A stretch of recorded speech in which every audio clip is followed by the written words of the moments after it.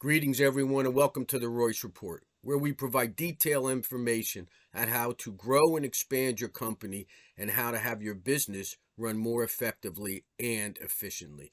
If you have not already done so, please hit subscribe, hit the bell as well, and you will be notified each and every time a new video is posted. The question of this week is, do you observe, study, and respect your competition? Competition is vital for business. It is a benchmark in which we grade ourselves or compare ourselves to, and frequently is a benchmark in which we want to exceed and excel past. And we all have competition. I sat in a venture capital meeting once in a room in New York City. It was a small venture capital meeting, and one of the prominent VCs that was there said this: if a company comes to us and say they have no competition, our response is this: are they foolish, or is there no market for their product? Yes, we all have competition, and like a sports team, we should observe it and study it to enhance our own business. Back to the original question: do you observe, study, and respect your competition? Let's take the first two first. Do you observe your competition? What are they doing well? What are they doing poorly? Are you studying it? Because you can take what they're doing well and surpass it. Is their marketing program to such an extent that they are obtaining more opportunities than you? You can then excel that. It is a benchmark. By studying them, you can, in sports metaphor terms, become a person that can run faster, throw harder, or be able to move down the field and avoid a tackle more effectively and more efficiently. Can you imagine going into the Olympics? And they're going to begin soon. I believe it's the Winter Olympics, though we're going to use the summer here. Can you imagine doing the 50-yard dash and not knowing who your competition is? What speed you have to surpass to win it? There can be a lot learned by watching your competition. Sports teams do this all the time. They study videotapes to see where the weaknesses are, that they can excel past, surpass what their competition is doing. They look at their competitors' strengths and learn from them. Look, we can take that strength and we can exceed it. Studying your competition is so beneficial to your business. And on the downside, this is what happens when you ignore your competition. I use the Sears and Amazon story frequently when I give seminars about creating fans, not just clients. Sears invented the shop and home service with their catalog system, which goes back well over 100 years. They had mastered it. Their catalog system was so efficient and effective. Prior to World War II, you could buy a whole house through their catalog system.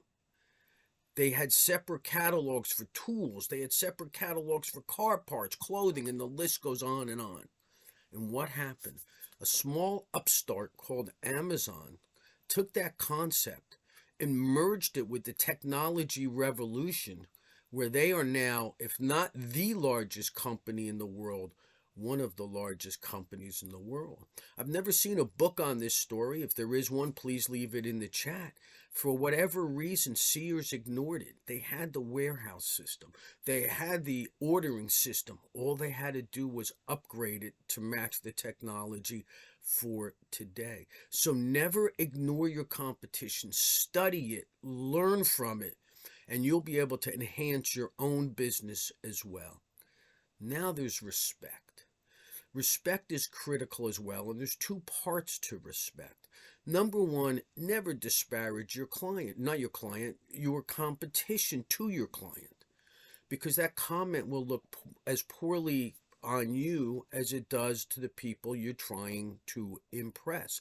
Never to be interpreted, that you cannot share the benefits of your business opposed to your competition, just do it with class and dignity. The other aspect of respect is this scenario. More than once in my career, I've seen a small upstart company or a salesperson go to a much more seasoned and experienced person and ask for advice because they want to reach that level. Do you know I've never known a person to turn that advice down? Or a company rather to never offer that advice? No, they've always done that. The reason being is a high tide raises all ships. It exceeds the expectations in a specific industry. A young contractor asking input from a more seasoned contractor. And this happens all the time behind the scenes. Lenders do this all the time, whether it be a VC, which is venture capital, or a traditional lender. They have their business development people on the street competing for your business. When a loan comes in or a VC project comes into that entity, it may be too large or too much risk for one bank or one VC company. So they call up people they know where they have a mutual respect, and they ask to syndicate that, to come in, and they will work on it together. If they disparaged each other or didn't have respect for one another on the front line, you'd never get that level of service behind the scenes. Sports teams do this all the time. You'll find athletes of competing teams working together off season to raise the skill level of each other. Though when they get on the field, they are definitely fierce competitors. And the list goes on and on. Remember, competition is a vital part of business. It creates a benchmark for you, the business owner, to exceed and excel past. It creates far better products and services for the economy as a whole. The question is, do you observe, study, and respect your competition to use it to your advantage? Please don't forget to hit subscribe, hit the bell as well. And until we meet again, be well, be safe, be happy, be successful, and always prepare to win.